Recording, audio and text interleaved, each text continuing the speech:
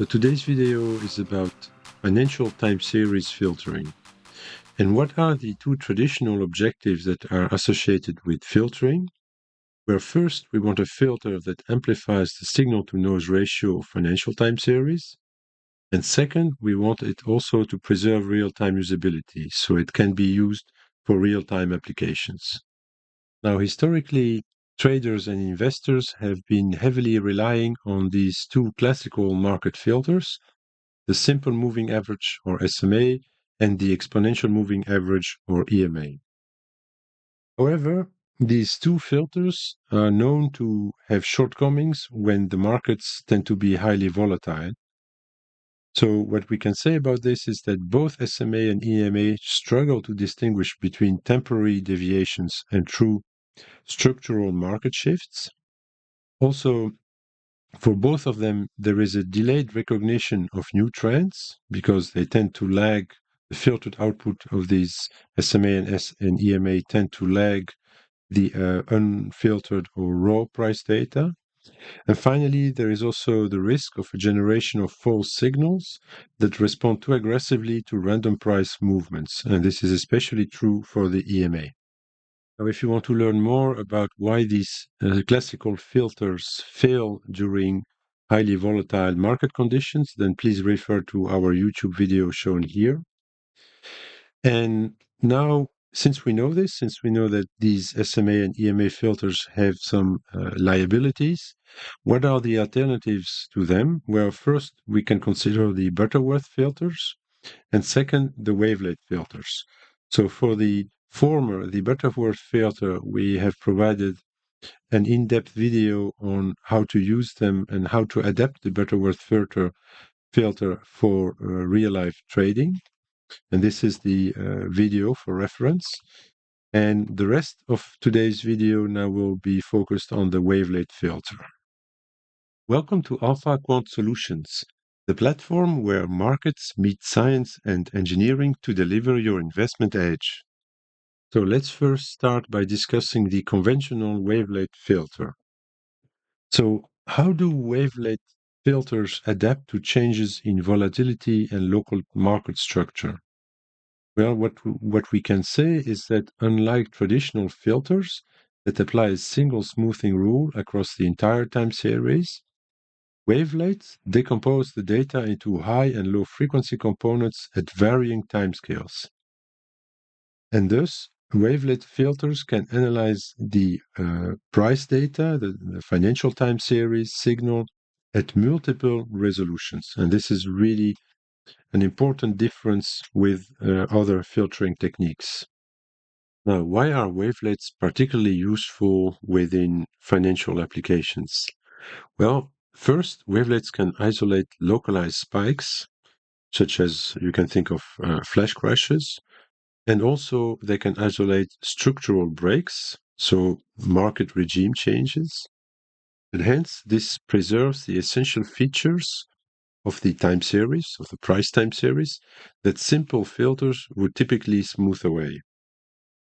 Essentially, wavelet filters are particularly useful at processing non-stationary data like financial price series. So non-stationary data refers to all time series where their statistical properties are not constant over time. And this is typically the case with market volatility that evolves over time, and where markets also experience abrupt changes or irregular noise patterns. Here is now an important question. Why wavelets outperform SMA, EMA, and even the frequency domain Butterworth filter during volatile market conditions? Well, the answer is we can say that unlike SMA and EMA, which operate in the time domain only, or Butterworth filters, which only operate in the frequency domain, we have wavelets that work in both the time and frequency plane. And using discrete wavelet transform, the signal is decomposed into components across different timescales and frequency bands. And hence, this allows the filter to adaptively isolate and remove noise. The picture below shows you an example of In this case, we've taken the S&P 500 with daily close data between January 2024 and mid-July 2025. The x-axis shows time, and here the y-axis is actually the period, in this case of days, or you can think about it also as a frequency. A frequency is 1 over the period, and the color shows the power. And so this is actually a decomposition, a wavelet decomposition of the S&P 500 in terms of the time frequency plane. So it's a beautiful example of what wavelets can do. Quick disclaimers. We do not give investment or financial advice. We are only sharing our personal opinions. Now, wavelets are especially powerful in non-stationary environments where market behavior evolves over time. So the statistics of the financial time series are not constant over time. And hence, the wavelet's ability to localize transient phenomena, both in time and frequency, makes them uniquely suited for analyze volatile market conditions. So what else can we say about a wavelet filter? Well, the first characteristic is that the filter is so-called non-causal, which makes it a lag-free filter. And let's describe a little bit a causal versus a non-causal filter. So left, you see a causal implementation of a filter, to the right, a non-causal one. And in the left, so the causal one is a filter that only uses present and past data to compute the current filter output. So if we take this example here, you have the original signal in cyan color, the filtered signal in green. Let's suppose now we want to compute the output of the filter at time t, so this point here. So to compute this point here in a causal filter, we will only use data of time t and prior to time t up to a certain range. So all of this data here will be used to compute this green output from the filter. So this is a filter that can be used also in real-time applications because it does not require any forward-looking data. In a non-causal filter, we have, again, the filter output in green, the original one in cyan color. So suppose now we want to compute this output of the filter.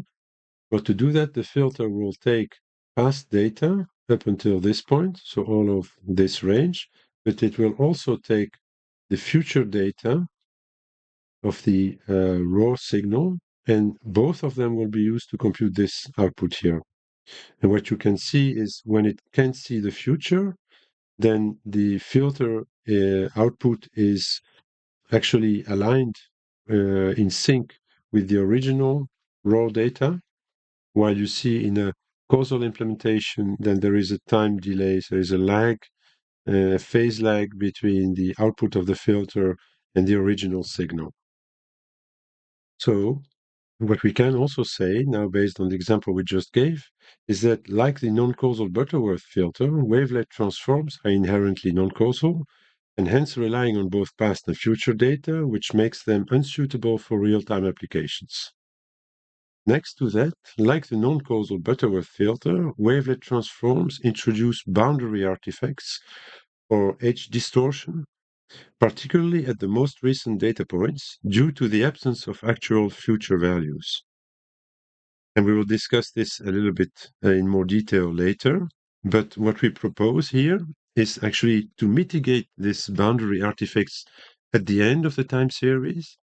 What we can do is that we will add some additional synthetic random walk data, and that random walk data, this additional padding, will be used to stabilize the filter outputs at the end of the time series. And the result of that, now we will have a lag-free, high-accuracy filter with enhanced endpoint behavior, which is now also suitable for real-time applications. Now, let's discuss the modified version of the wavelet filter, the one that we propose where we add the random walk padding. And we will explain a little bit what is happening here using these two examples. So left, we see the standard non-causal implementation of the wavelet filter. So we have seen this just before, where when we do apply the filter offline, so meaning we first collect the raw data, shown here in cyan color, and then we apply the filter. What happens is that at time t, the filter uses past data and forward data to compute this output here at time t. Because of that, it is lag free. Now, all of this is fine up until when the filter starts to come closer and closer towards the end of the time series, because as it gets closer to the last data point, then it has fewer and fewer data points that are to the right of the point it wants to compute. So imagine if it's here, then there are no forward data points for it, and it has to guess somehow to compute these last data points.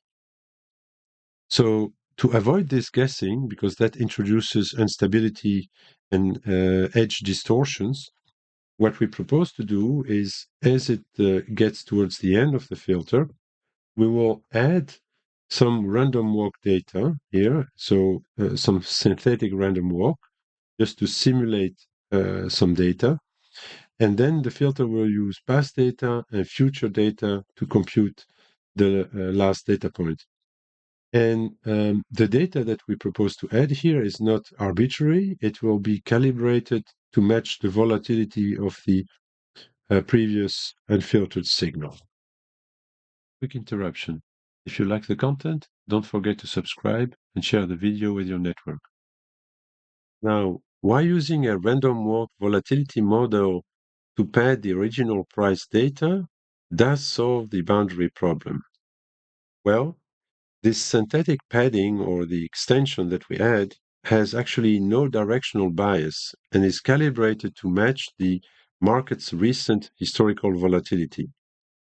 So this means that this statistical padding doesn't try to predict the future. There is no directional assumption here. Instead, it just creates a neutral continuation of market behavior that allows the filter to operate as if future data were available. Now, by using such a random walk volatility model, what we get as the output of the filter is a stable and lag-free signal that can be trusted right up to the most recent data points, so right up to the most recent time steps. And this is really very important. So now we have designed a unique filter that is on one hand lag-free, so there is no delay between the filter output and the raw price data. And on the other hand, it can also be used for real-time applications. So we can use it both for live trading as well as for long-term decision-making when we look at long-term investments. It can help us indeed to detect long-term trends, since we are primarily interested by the strategic investment zone. Now let's illustrate this wavelet filter using our quantitative investing dashboard. And we are here in this section called filtering, and then we select the Wavelets Filter page. Here we have selected the S&P 500 between January 2024 and August 2025. In this case, you have the original signal in cyan color and the filtered one in green. And in terms of random walk volatility padding, for now, by default, it is selected to none. In terms of the wavelet length, we have selected here 4, but you can change this one, put it to 1. And you see that when it's 1, then the output of the filter is overlaps way more the raw unfiltered signal. And the higher you make it, the more it's going to smooth out. You see here with a level of 8, it really smooths out all the short-term deviations, all the high volatility. So let's put it back to 4. And now we will show you the working of the random walk model. So we start by having no random walk model selected. So we have the selection as none, as you can see here. So this also means that after August 2025, which is the date at which we are recording this video, late August, and there is no data further into the future. And a proof of that is that if we select another final year, so 2027, nothing changes here in the visualization. Now, if we were to now select a random walk model, so let's take, for instance, with a 5-year look-back window in terms of volatility calibration of the random walk, and we show you this. Now you start seeing that approximately from here, this is late August here. So all of this up until here, August 2027, this is now the random walk, at least one realization. But every time you change something in the input control, then we will get a new realization of the random walk. So suppose we change the initial month from January to February, then we'll see another random walk model starting from August, early September. So from here on, if we, for instance, put it back to January, we'll see another path again. This is again another path.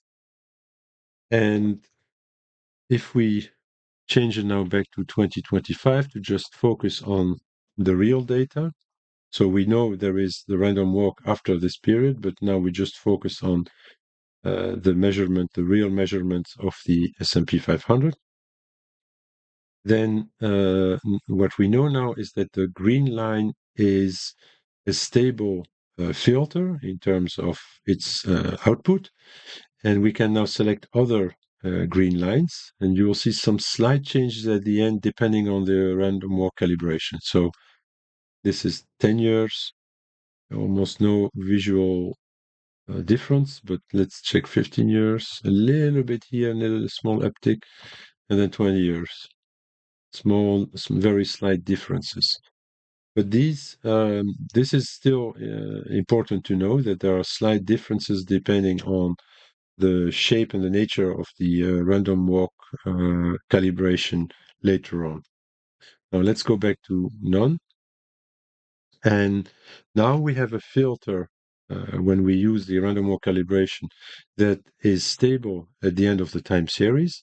And later on in the next video, we will see how we can use this wavelet filter and the Butterworth filter in combination with other technical analysis indicators. Thank you for watching, and until next time.